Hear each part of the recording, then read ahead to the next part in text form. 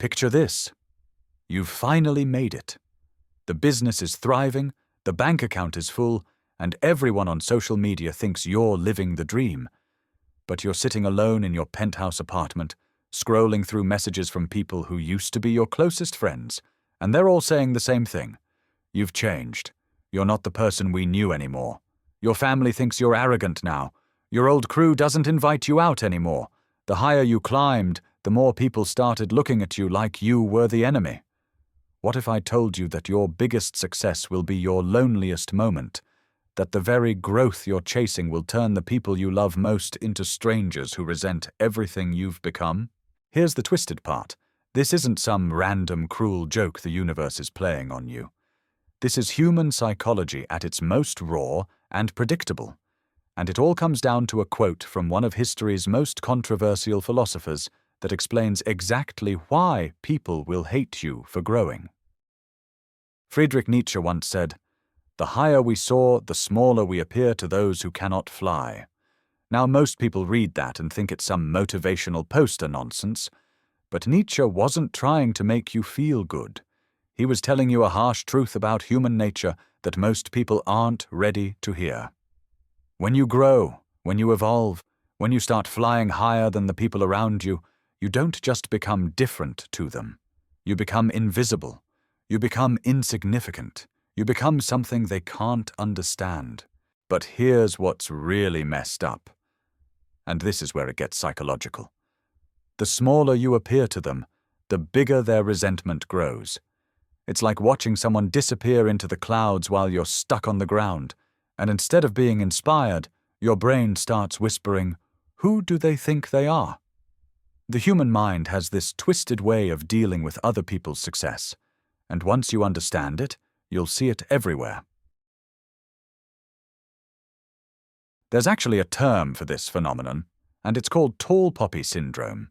The name comes from an old practice where farmers would cut down the tallest poppies in their field to keep everything uniform. Sounds familiar? When someone starts standing out too much, achieving too much, or growing too fast, society's first instinct is to cut them down to size. It's not personal. It's literally hardwired into our psychology. Research shows that nearly 90% of people feel their achievements get undermined by others, especially in workplace settings. But why? It goes back to our tribal survival instincts. For thousands of years, humans survived by staying in groups where everyone was roughly equal. If someone started getting too successful, too different, or too independent, it threatened the group's stability. So the group would either force that person back in line or push them out entirely. Your brain still carries those ancient programs, and so does everyone else's. When you start soaring higher, their primitive brain sees you as a threat to the tribe. But here's where it gets really dark, and this is something that will blow your mind about human relationships. Look at any celebrity or influencer who made it big, and you'll see the same pattern. The higher they climb, the more people come out of the woodwork to tear them down. But it's not just happening to famous people. This is happening in your everyday life, in ways you probably haven't even noticed yet. That friend who used to support your business ideas, but now makes snide comments about your fancy lifestyle. The family member who used to be proud of your achievements, but now acts like you think you're better than everyone. I've seen people lose their entire social circle because they decided to get in shape.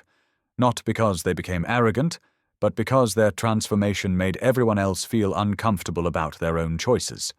I've watched friendships that lasted decades crumble because one person started a successful business, and suddenly they were showing off every time they mentioned their work. The cruel irony is that the very people who should be celebrating your growth are often the ones who resent it most. Your childhood friends, your family, the people who knew you before, they have this image of who you're supposed to be, and when you outgrow that image, it threatens their entire perception of reality. But there's something even more devastating that happens when you keep growing, and it's something nobody prepares you for. Here's what nobody tells you about personal growth. It's not just about losing some friends or dealing with a little jealousy. It's about watching relationships you thought were unbreakable slowly suffocate under the weight of your evolution. Your old friends stop calling because they feel like they can't relate to your problems anymore. Your family starts treating family gatherings like you're the outsider looking in. People who used to seek your advice now act like you're lecturing them every time you speak. The conversations become awkward. You can't talk about your wins because it makes them uncomfortable. You can't share your struggles because they seem too privileged compared to theirs. You end up editing yourself in every interaction, trying to shrink back down to a size that makes everyone else comfortable. But here's the thing. You can't unsee what you've seen. You can't unknow what you've learned. You can't unfeel what growth feels like. So you're stuck in this weird limbo where you're too big for your old life but still figuring out where you fit in your new one. And this is where most people make a crucial mistake. They try to solve this problem by either going backward or by fighting everyone around them. But there's actually a deeper issue happening here that most people don't recognize. When Nietzsche talked about soaring higher, he wasn't just talking about external success. He was talking about a fundamental shift in who you are as a person. Your values change. Your priorities shift. The things that used to matter to you start feeling trivial, and the things that matter to you now seem foreign to everyone else. You're literally becoming a different person, and the people who knew the old you are mourning that loss. Think about it. If your best friend from high school suddenly started speaking a different language, moved to a different country, and developed completely different interests, you'd feel like you lost them, right? That's exactly what's happening when you grow. You're developing a new language of success, moving to new social and professional territories, and your interests are evolving beyond what the people in your old life can understand. The hardest part is that you're not doing this to hurt anyone. You're not trying to leave people behind or make them feel small. You're just following your own path of growth and evolution. But from their perspective, you're abandoning them for something they can't access or understand. This creates a perfect storm of resentment, confusion, and loss that destroys relationships from both sides. But here's where you have a choice to make, and this choice will determine whether your growth becomes a blessing or a curse. You've got two options when you realize that your growth is making you invisible to the people who can't fly. The first option is to fight it. You can spend your energy trying to prove to everyone that you're still the same person, that your success doesn't make you better than them, that you haven't changed. You can shrink yourself back down to make others comfortable, dim your light so it doesn't blind anyone, and basically apologize for your own evolution. The second option is to accept the reality that Nietzsche was pointing to. You can acknowledge that yes, the higher you soar, the smaller you'll appear to those who cannot fly, and that's not a bug in the system. It's a feature. You can stop trying to be understood by people who are operating at a different altitude and start looking for others who are flying at your level or higher. But here's what most people don't realize about this choice.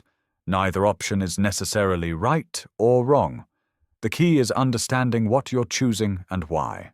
If you choose to shrink back down, you're choosing comfort and connection over growth and authenticity.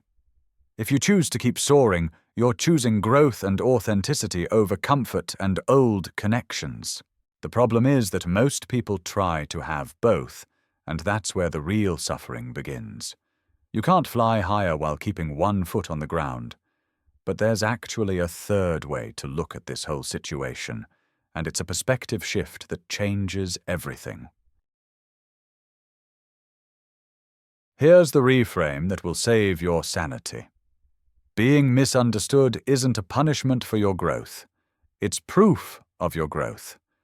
When people can't see you clearly anymore, when you appear small and distant to them, it means you've genuinely transcended their level of understanding. You've become something they can't categorize or control, and that's actually a superpower. Think about it. Every great innovator, artist, entrepreneur, or leader in history was misunderstood by their contemporaries. They appeared smaller to the people around them because those people couldn't comprehend the altitude they were operating at. The Wright brothers looked like crazy dreamers to people who couldn't imagine human flight. Steve Jobs seemed like an arrogant perfectionist to people who couldn't see his vision for technology. The loneliness you feel when you grow isn't a sign that you're doing something wrong. It's a sign that you're doing something rare.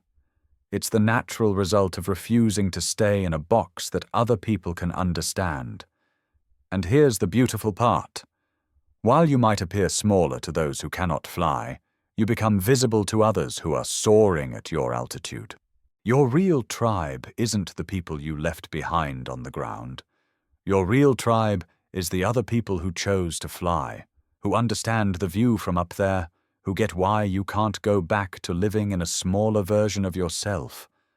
The higher you soar, the smaller you appear to those who cannot fly, but the clearer you become to those who can. And that's not a loss. That's evolution. So, the next time someone treats you like you've gotten too big for your britches, remember Nietzsche's words. You haven't gotten too big, you've just gotten too high for them to see clearly. And that's exactly where you're supposed to be.